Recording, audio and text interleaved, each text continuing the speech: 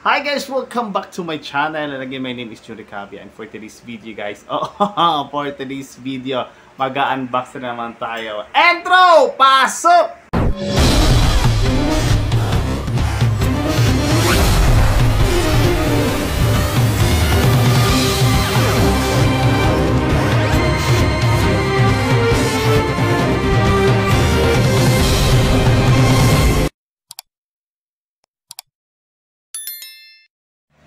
And ito na ating parcel guys, ating for today's video, mag-unbox na tayo guys. So silipin natin kung ano yung ating in-order sa online shopping. OMG, this is it. Malabo na kasi yung ating mga eyes guys, so paggabi, so kailangan na natin ng digital clock. So ito yung aming bagong digital clock kasi medyo madilim na kasi sa gabi. Pag biglang nagising ka ng nilimpungatan, titingin ka anong oras na. Siyempre yung mata ay hindi na katulad ng kabataan natin. Medyo blurred no? Kahit may salamin, hindi na kaya.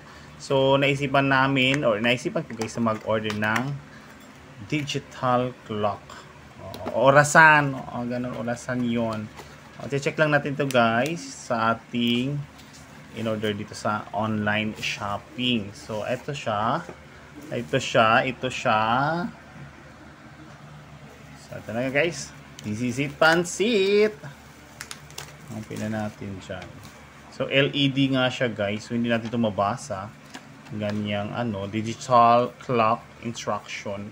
Instruction din. Ito mabasa kasi. Pero meron siya English guys. So, meron namang guide. So, ito yung kanyang so kulang lang siya dito ng battery. Ito pala yung battery. Ano kaya ito dito? Okay. So, meron siya dito guys. Silipin natin ito kung anong laman. Wala pa nga siyang battery guys. So, ayan. So, bibili tayo ng AA. Na 2 pirasong battery.